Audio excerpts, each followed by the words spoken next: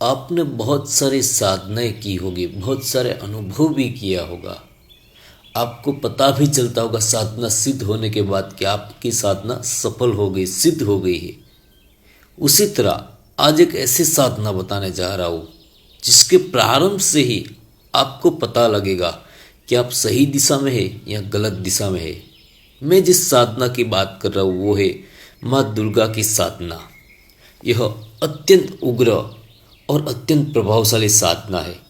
इस साधना का मुख्य उद्देश्य है नकारात्मक शक्ति, भय, बाधा, शत्रु निवारण, आत्मबल, साहस, रक्षा कवच, माँ दुर्गा की कृपा प्राप्ति और शक्ति प्राप्ति के लिए यह साधना की जाती है।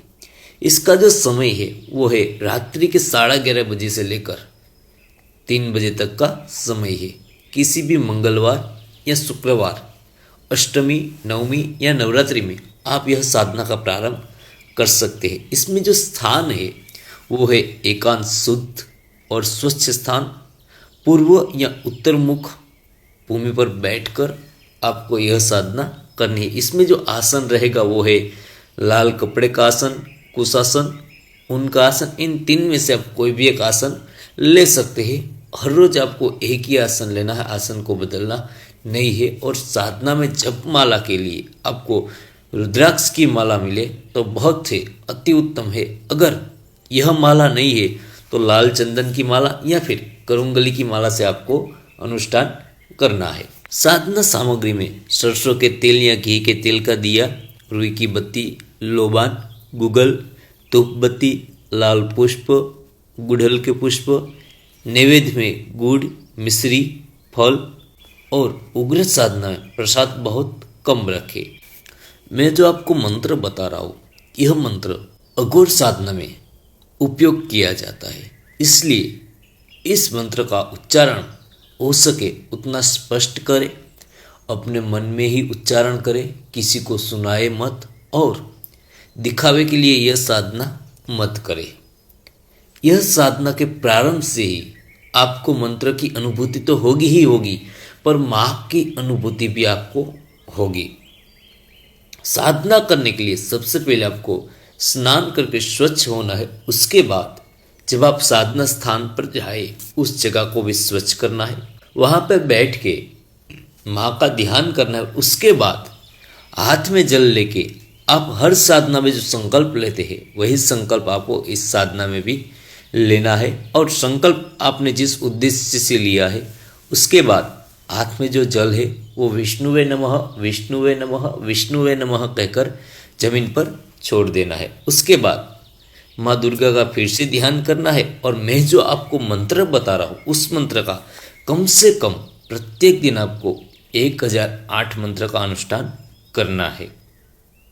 अगर आप उग्र साधना करना चाहते हैं तो प्रत्येक दिन आपको कम से कम 11,000 मंत्रों का अनुष्ठान करना पड़ेगा। यह साधना 11 दिन से लेकर 21 दिन तक चलती है। आप पर निर्भर रहता है आप कितने दिन का अनुष्ठान करते हैं। और एक बात याद रहे, जब आप मंत्र का अनुष्ठान कर रहे हैं, जब कर रहे हैं, उस वक्त आपके हाथ में जो माला है उस माला को आपको जमीन पे छूने नहीं देनी है। आपका जब मंत्र अनुष्ठान पूर्ण हो जाए उसके बाद माँ से क्षमा याचना करें कि हे माँ, जब में हुई त्रुटियाँ को क्षमा करें, हमसे कोई गलती हुई हो तो क्षमा करें। साधना अवधि आप 11 दिन से 21 दिन तक रख सकते हैं। आप पर निर्भर रहता है आप कितने दिन की साधना करते हैं। एक बात याद रहे, ब्रह्मचर्य का पालन आपको करना है। ऐसी कोई चीज़ का सेवन नहीं करना है जिससे आपकी साधना में विघ्न आए। क्रोध नहीं करना है, किसी के साथ झगड़ना नहीं साधना के दरमियान, और हो सके उतना मौन रहना है। अगर साधना करते वक्त आपको डर लग रहा है, अनहोनी आवाज़ें सुनाई दे रही है, तो फिर आपको साधना वहीं छोड़ देनी है, क्योंकि यह उग्र साधना है और अघोरी की साधना, इसलिए इसमें आवाज़ें आना, कंपन आना आम बात है। अगर आप कंपन से और आवाज़ से डरते हैं तो यह साधना आपके लिए नहीं है। साधना पूर्ण हो जाने के बाद अंतिम दिन में कुछ कन्या को, यानी कि जो कुंवारिकाएँ हैं, उनको आपको भोजन कराना है, गाय को चारा देना है, कुत्ते को भोजन कराना है और माँ को धन्यवाद करना है। यह साधना से आपका मन शांत होगा, भय में कमी होगी, स्वप्न में देवी के दर्शन होंगे और आत्मविश्वास में वृद्धि होगी।